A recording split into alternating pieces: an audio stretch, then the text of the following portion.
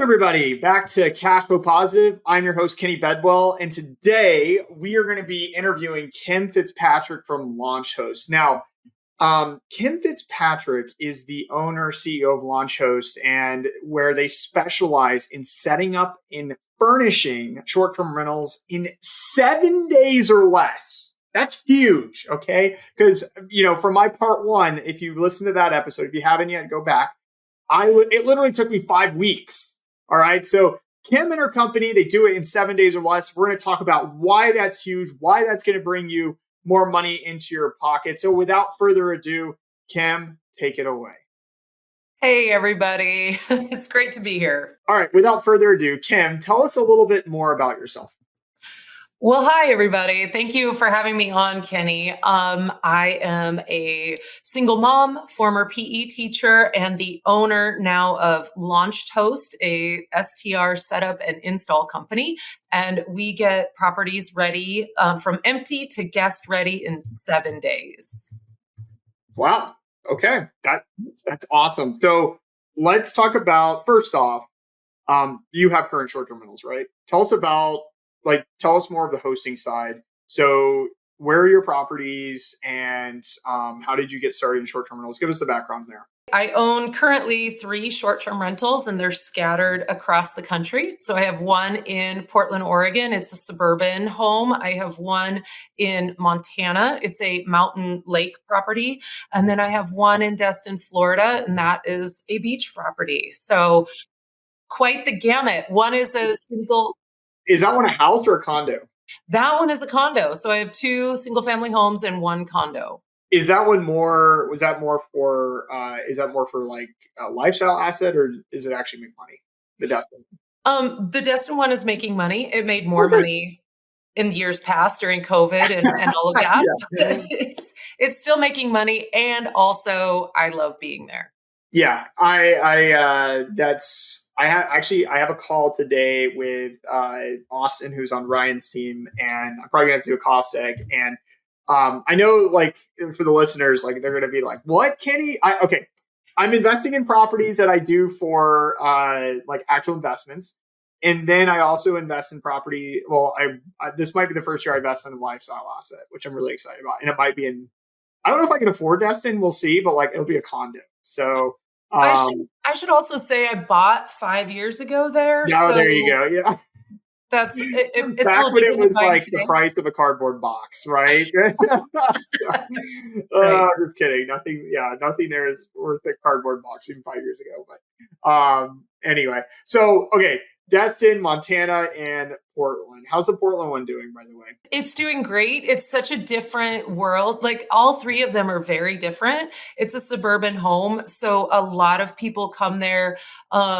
Right now, currently, I have somebody there for 2.5 months because they are waiting for their home renovations to finish, and they just keep pushing out their timeline. Shock contractors, right? But a lot of times people will come when their grandchild is being born and their children's home is not big enough for the grandparents. They pop in for a week or whatever to see their new grandbaby, or for family events, or their own, like when they're redoing the floors in their own house, they move out, they move into mine. They go back. So it's a different guest clientele. It's not often vacationers. And then where's your property in Montana again? Lakeside, Montana, right near Flathead Lake, 20 minutes from Kalispell, 45 minutes from Glacier. Okay, gotcha. All right, cool. Okay, so in the part 1 episode, I already, I spoiled what the heck the title means that I did here.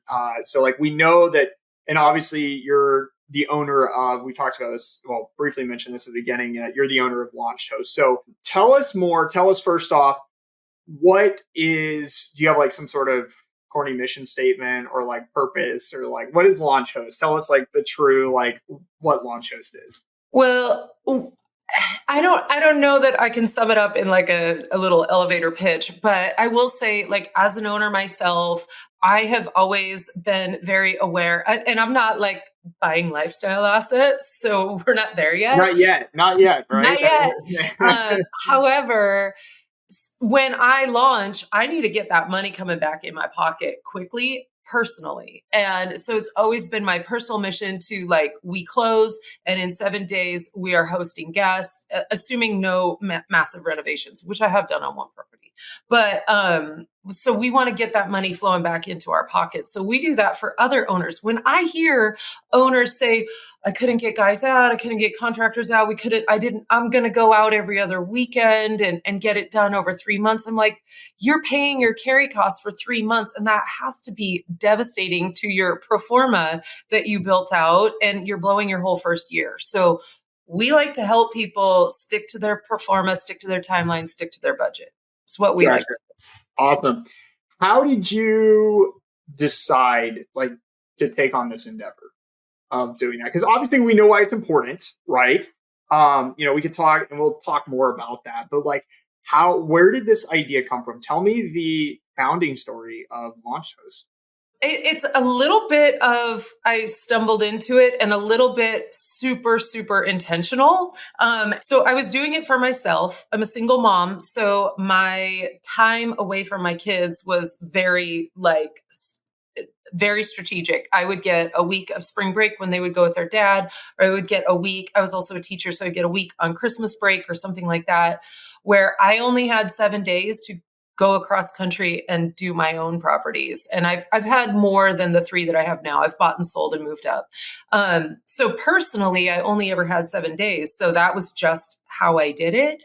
And then friends would be, how do you do this so fast? I need you to come help me. You must be doing something right. And I'm like, I don't know. I'm just doing it. This is how I do it. And then I learned there's a real need for this. And so then I started creating a full business around it. So I've done probably 50 launches before creating a business around it. And then once I got established and got everything set up, it's very intentional. I identified a need in the market. If you know me, I obsess about Alex Hermosi and all of his business stuff. And it's find a need, meet the most difficult thing that people cannot do on their own, and you're going to make some money doing it, but you're going to offer value beyond what you give. So awesome. I can do this for people. I can help. So yeah, that's really cool. So, and then when did you start LaunchHost officially? Officially, it's been close to 2 years ago. Awesome. So it's still new, but, and we're still growing, but we're also, I feel very established in our 7-day process. Yeah, that's really good. So 50 launches, that's incredible. So getting into the nuts and the bolts of the program, and then we'll take a step back too, because I'm sure people are interested in the details of how you do it, but we want to know, we're going to talk a lot about why it's important too. And you mentioned something earlier about quality over just necessarily rush, and so we'll get into that too. But really what we want to know, let's talk about the nuts and bolts first. Okay. Because so you roll in, do you do it yourself? Do you have a crew? I have a crew. I have team. My teams are scattered all over the country. We can go to multiple states in a single time. So I'll run one crew, and I might have 2 or 3 other crews going on elsewhere without me. So sometimes I'm on site, sometimes I'm not. So when you bring in your crew, so if I'm an owner and I'm wanting you to set up my property, do I have to have the furnishings just all sitting at the front porch, ready to go? How do you even figure all that stuff out? So initially, yes, you did. And we would come in and we would take this mountain of boxes, and we would get it from the mountain of boxes and the empty house to guest ready. Now we've seen that people are like, I don't know how to get the boxes to the front porch. And so we have an additional service that we offer beyond that we call the property caretaking. We are a receiving service. And so there are additional things that we can add on to the 7 days to help people manage the mountain of boxes. And it is tremendous. I bet. So at what point, so let's say someone, okay, they close on a property, they're working with a designer, they're getting the stuff designed, and they're starting to order. At what point do they need to engage with your services to know, okay, let's plan this right, so we're not just the couch comes in 5 weeks, the Amazon stuff comes in tomorrow, we've got this wide gap. When do they start engaging with you? First of all, they need an STR specific designer because they understand the timeline and the delivery dates. A residential designer is very different. Those design services can take 6 months to a couple years to fully implement. So short-term rental specific designers understand finding things with a tight turnaround for delivery. I like to have people engage their designer when they are clear to close, and so that the designer can start their process and get a design plan in place and go back and forth with the owner so that on closing, they'll have an entire list of this is everything that needs to be purchased, and the purchasing can start and the delivery can start days after. But we know we don't want to be spending a ton of money before you are closed. So as soon as you are closed, that's the day to buy. And if you engage your designer at clear to close, then they can engage with me, or you can have a plan. So that's about the time when we want to be notified as well. Okay. So around clear to close and working Clear with to your close. designer. Okay, gotcha. So let's talk about the benefits of using your program, because obviously, we don't need to talk about price because it can vary property to property, but it Yeah, isn't free, right? it's not free. so it is a business. You are there to, and so for people listening, like, it's a great service. Why? Why do you think it's important? And I talked a lot about this on the first part, but why do you think this is important, that your business is critical and can make people money? It's critical because there is a cost up front. It's not free. It's not cheap. It's a lot of labor, and there's a cost to that. But it's very important to have it done right from the beginning, to be aware of everything going on in your house. And so many owners are not local to the house that they're purchasing. So we are the eyes and ears and very aware of everything. So in addition to setting up and assembling all the furniture and placing it in place perfectly, we also are doing tons and tons of maintenance checks. We do tech checks. We take care of all kinds of things, safety issues, so that somebody is aware of every little detail in the house before the guests check in. And so we are mitigating emergencies. We are mitigating future maintenance issues that may come up. We're mitigating, like, oh my gosh, sometimes designers forget things, and I love designers, but occasionally there are no window coverings in a bathroom where we are facing a neighbor. And we want to catch that for owners before the guests start complaining, because you don't want to start off with a 3-star review or a 4-star review, or an upset guest, or a guest asking simple things like, the refrigerator is cold, but why is the water and ice not working? And as an owner that has never been on site or didn't have a chance to catch it, they're like, I don't know why. Now I have to call somebody and they have to come out at a premium to take care of all of these emergencies. So we like to cover that for owners and just make sure things are running super smooth and guests have 5-star experiences when they show up. Nice. And when you say cover that, like, you're literally going through the property and essentially, I mean, do you guys stay on site, or how do you determine some of these things? We do. We stay on site. So day one, it is an empty house and a lot of boxes. And we dig through the pile, we find a mattress, we open it up, and we camp on night one.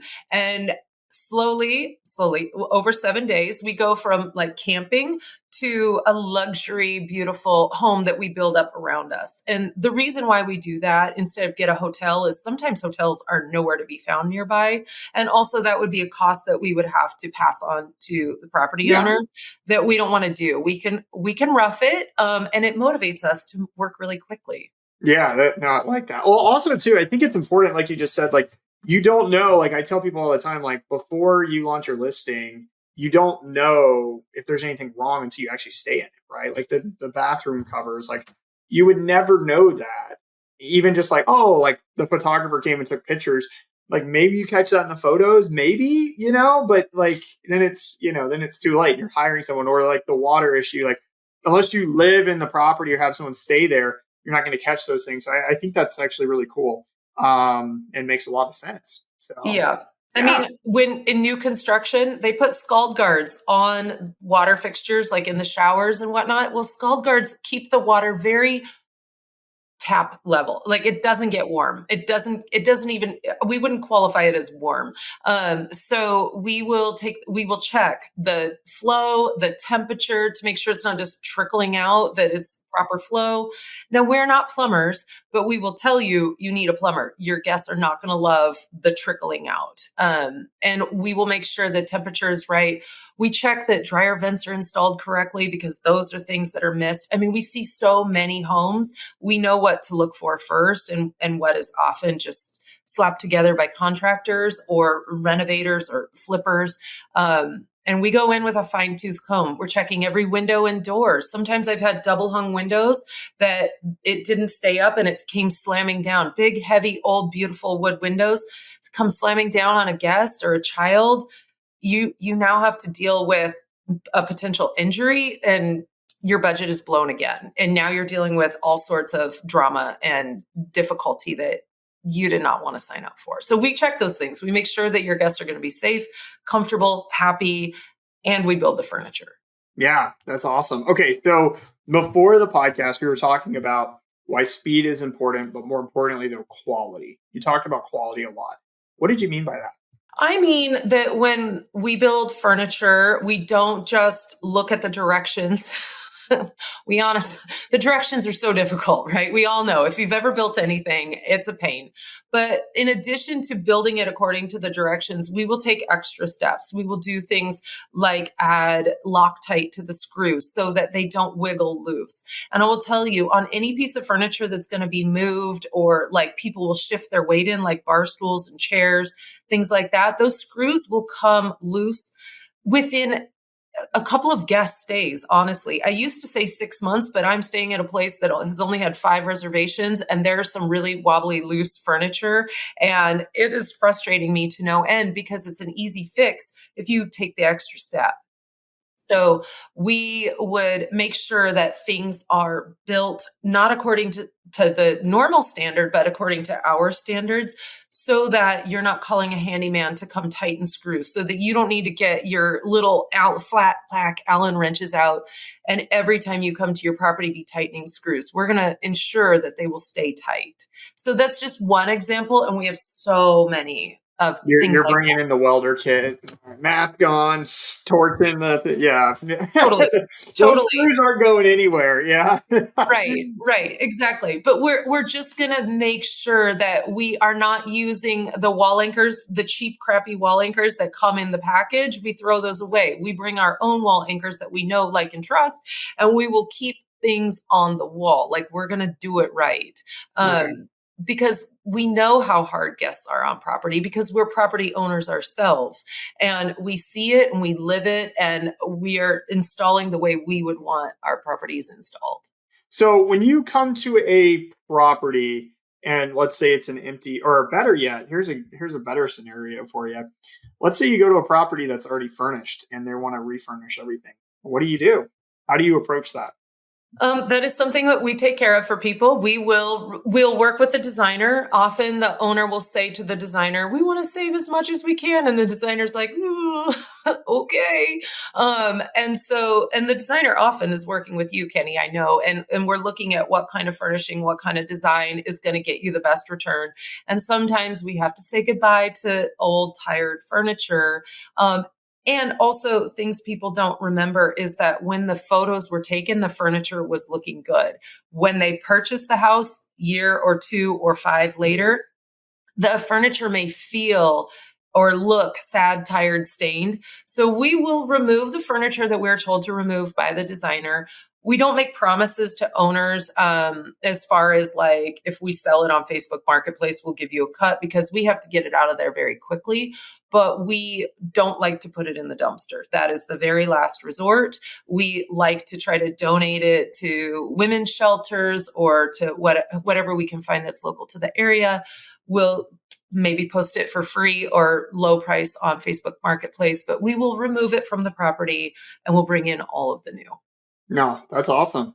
What do you do? Like, so like you walk in a place and it's like, hey, they wanted to keep this couch for whatever reason, but it needs to go. They obviously have to order something new, right? Like you guys are in and out in a week. So what happens at that point?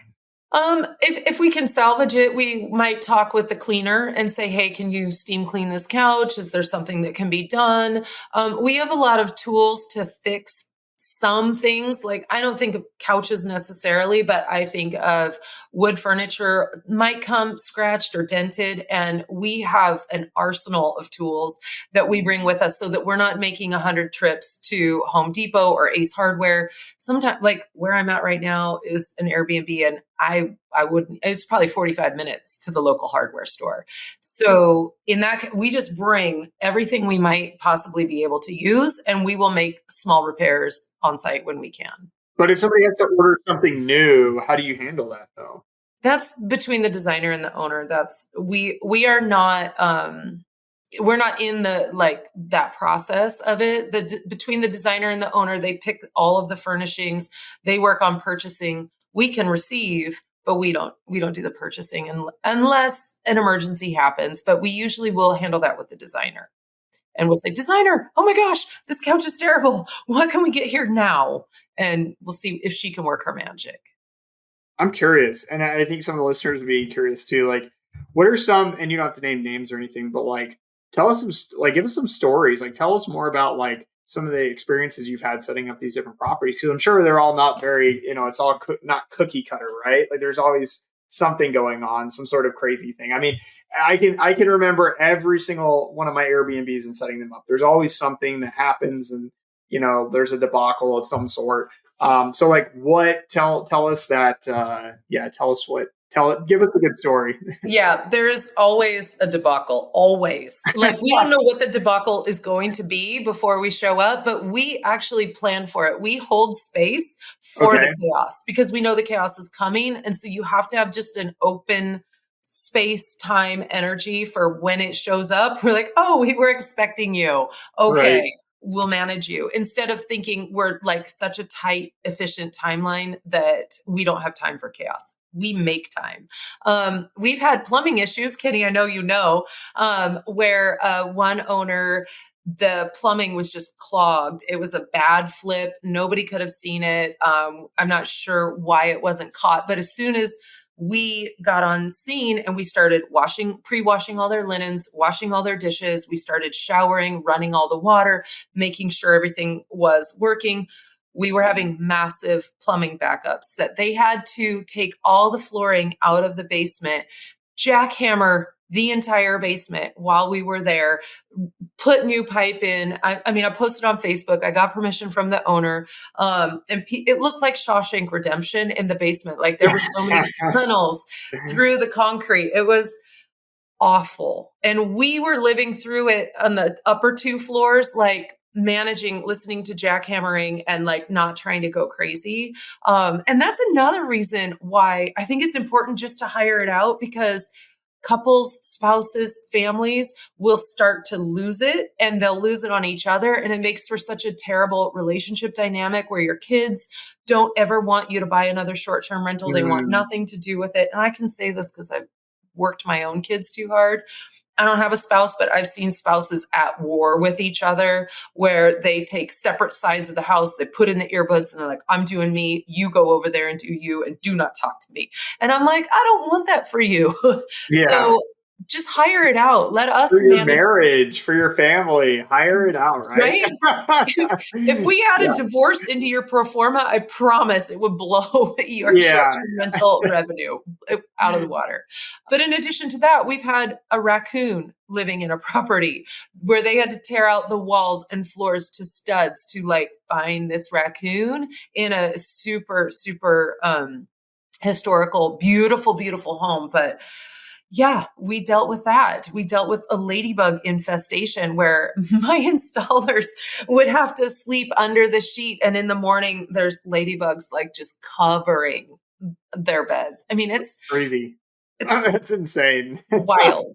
Yeah. And you can't predict it. We had one where there was a mass shooting in the neighborhood like within days before we showed up on site. So finding local help, we just couldn't because the whole town was devastated by that. I mean, all that to say, you don't know what the chaos is going to be. You just know it's going to be there. Right. That's crazy. Man, that's what's this with a dark one there? But like I get it. I get it. you can expect home things, but then all of a sudden it's like, oh geez, this is a local event that we didn't, Yeah. Well, I think it's important because what you just said, the family dynamic and the relationships and all that stuff is really important. And it's not just about the numbers, but it's your time. Like if you work a 9 to 5 job, you're gonna have to take time off to go do this yourself. And a week is fast, right? Like my wife and I, we went to set up one of our houses. It took us 5 weeks to do it. And we lived in the house. Yeah. I bought it. It was so dumb. I bought it furnished and I was like, oh, I could use some of the furniture. And then you get there and you're like, I can't use the furniture, and then you got to get rid of it. And then I'm by myself, anyway, but the second thing though, I think going back to it again is you stayed at the property and you dealt with these big problems, the raccoon incident, the plumbing issues, the ladybug infestation. I mean, you experienced that and a guest didn't experience that. I can't imagine, getting super excited, spending, all these properties are $1 million. Like I know some of the ones you're talking about. So I know the price, like 800, $1 million, right? Or more. Yeah. And the first guest you get, like you spend all this money and all this effort and time and energy and emotion. And the first guest you get is like, hey, the plumbing's backing up. Like that is scary, or hey, like there's just a ton of bugs in here, especially somebody who's like doesn't know what a ladybug is versus like a bed bug, right? Like, like you're getting 1 star. And that's just killer out the gate. And so to have somebody come in and really like experience these issues for you and get over those like hurdles and work out all the kinks, I think is really important. And so you can't do it yourself. You don't have time. But more importantly, like taking that time off from work, that's hard to do. Why would you do that? What's the opportunity cost of you taking that time versus you taking that time to go on vacation with your family? Exactly. We feel like this is a part of the process that's a one and done. You're going to install it, you're going to make it great from the jump, and then you're not doing it anymore. You never need to communicate with your guests how you built the dining table. They don't care. What they do care is, where am I going to go on vacation? What am I going to do when I'm at your property? What would bring me to this area? Those are things you need to communicate with your guests. So you are better served being your first guest. Often we love for owners to come follow up on our work, stay in their property after we've made it beautiful for them and their family, and give your children, your spouse a true vacation. And then also work to go out and experience your property the way your guest does. You don't need to experience your property the way your handyman does. Let us do that.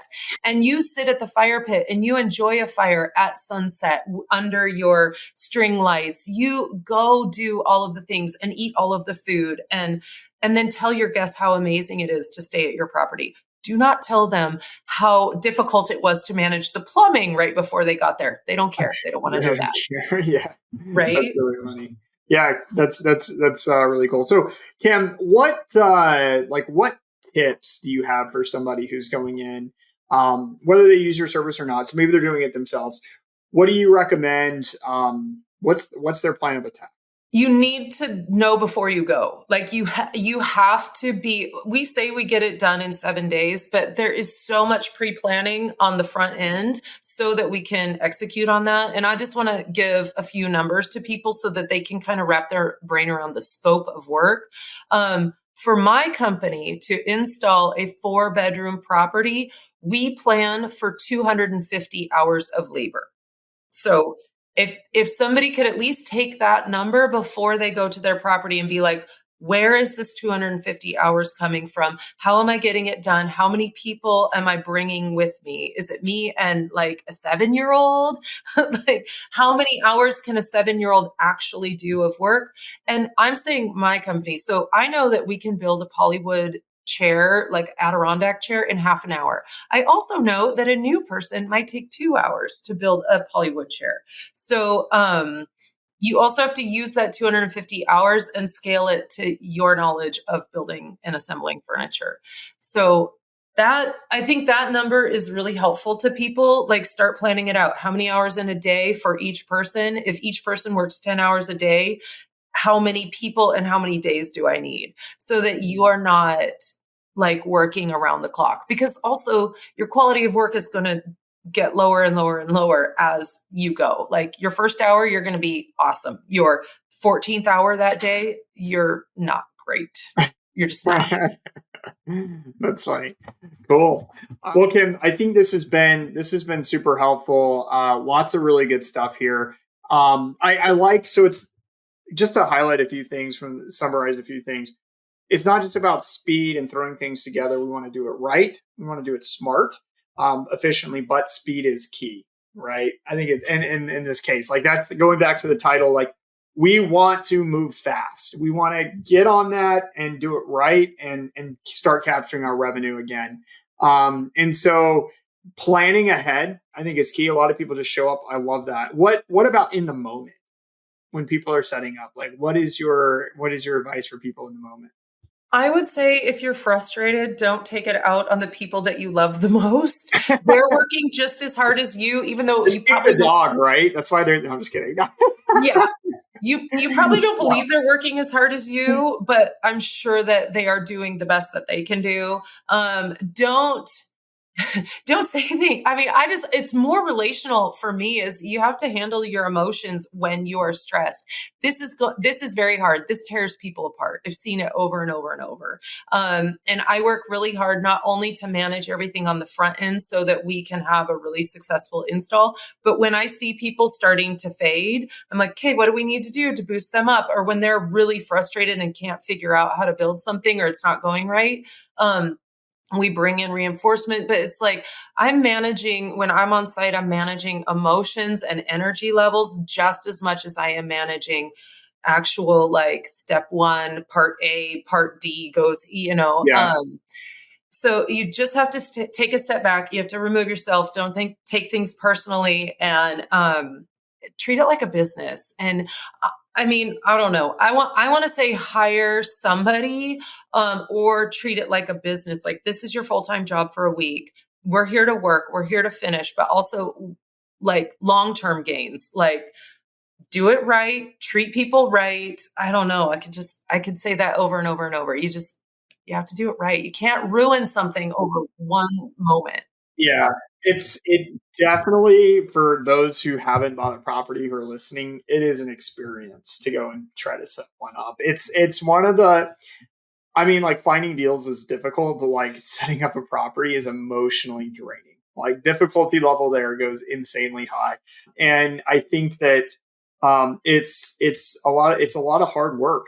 It's not like a long term rental, right? Like, you're not just hiring No. some contractors to come in and update, and you're dealing with that. I mean, that's a lot of properties, they have to do that plus furnishing as well.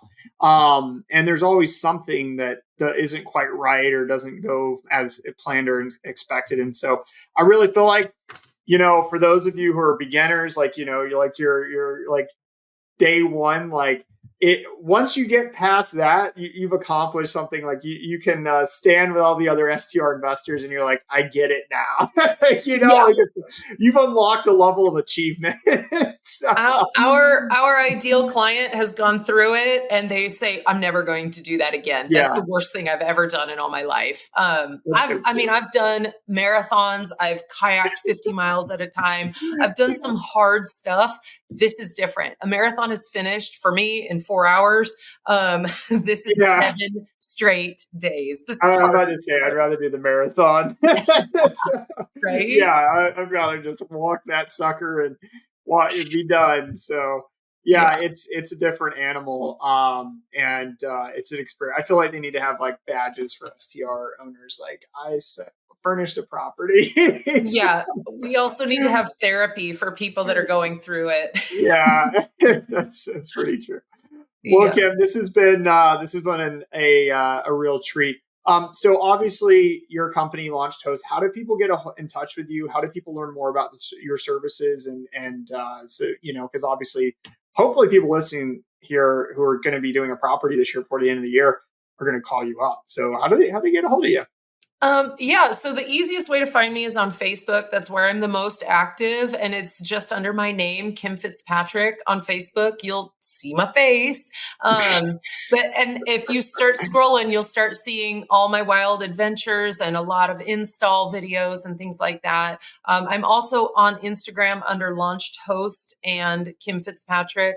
And then there's a calendar link on Facebook, I'm sure somewhere in my about me, that you could book a call and we could get on a Zoom and we could chit chat about your project and I could give you some advice or moral support. I'm happy to help in any way we can. I'm about to divorce my husband. Can you help me? And you're like, Exactly. therapy, no, but setting up your property, yes. Let's do it. Right. This is how we solve your marital problems. That's all right. Let's wrap it up here with the usual question, Kim. Our listeners want to cash flow positive. It doesn't have to be about setting up their property. It can be whatever it is. Because you're a host, what's one tip or piece of advice you give our listeners to cash flow positive with their short-term rentals? One tip, boy, I feel like, there's so many to choose from. I'm gonna keep it related to install and maintenance, and that is have a set of tools on site in your owner's closet so that when you come to visit and you have to do some little maintenance stuff, you don't have to run to the hardware store. So have a variety of tools, a drill, just a basic toolkit. Also, keep all those spare parts from your assembly in a box because you never know when you need to dig through a box of random parts to find it. And these are not like your garages at home where you have that junk drawer on the tool bench. So keep those spare parts. You never know when you need them. Cool. That's really helpful. Yes. We get quite the collection, right? All those weird tools and instruments. So just hang on to them. Yeah, hang on to them nice and tight. Yeah, that's good advice. Great. Well, thank you so much, Kim. Thank you, everybody, for listening. If you've enjoyed this episode, it would mean the world to me and maybe Kim too, if you could go in and leave a 5-star review in whether you're in Spotify or iTunes. Thank you so much, Kim. I hope you get some good business from this. I know I'll be giving you a call soon-ish for some of the properties I'll be getting into because I am not setting up another property again. So, I know that before this conversation. I knew that. But this has been a pleasure. Thank you, everybody, for listening, and I'll see you on the next episode of Cash Flow Positive. Bye.